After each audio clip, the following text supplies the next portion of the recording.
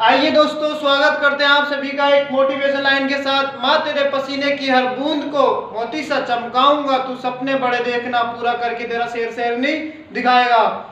मंजिल ने हौसलों से कहा तेरे बस की बात नहीं, हौसलों ने मंजिल की आंखों में आंखें डाल के बोला चल झूठी तेरी इतनी औकात नहीं।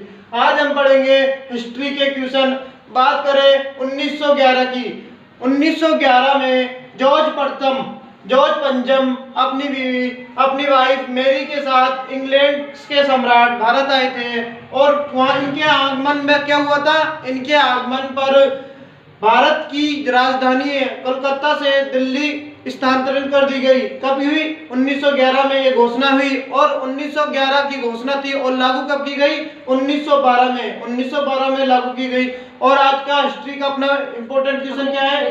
किस वायसराय के काल में के दौरान भारत की राजधानी कलकत्ता से स्थानांतरित होकर दिल्ली बना दी गई? जब आगमन हुआ, जॉर्ज पंचम का आगमन हुआ, तब ये आगमन में क्या रखा गया कि 1911 को दिल्ली की राजधानी बनाई, ये घोषणा हुई। और जॉर्ज पंचम के आगमन के समय भारत का वायसराय कौन था? Lord Hardinge.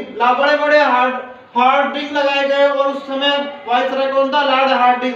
आइए दोस्तों देखते हैं। बात करें सांप्रदायिक निर्वाचन।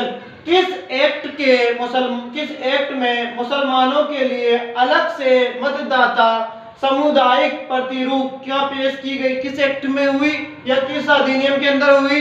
ये बात करें एक्ट ऑफ 1919 के एक्ट में मुसलमानों को अलग से मतदान की मांग की गई और सांप्रदायिक निर्वाचन कहा गया इसे। 1919 के एक्ट में किस एक्ट का कहा गया? Morley Minto act.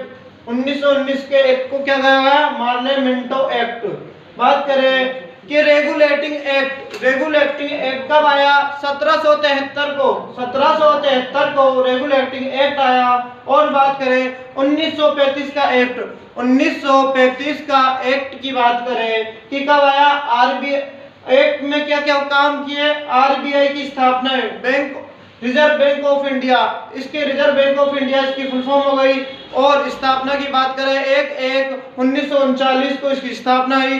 पर इसका एक क्या था? 1935 का। और आरबीआई वर्तमान में आरबीआई की बात करें, ये भारत का बैंकों का बैंक कहा जाता है आरबीआई को। और आरबीआई की जो वर्तमान में शक्तिकांत दास इसके गवर्नर है। और बात करें 1935 का एक बड़ा इंपॉर्टेंट एक्ट है ये। 1935 के एक्ट में अखिल भारतीय संघ की भी स्थापना हुई। भारत में जब भारत का संविधान लागू नहीं हुआ था तब उसे 1935 के एक्ट के द्वारा ही भारत की सभी कानूनी व्यवस्था चलाई जाती थी।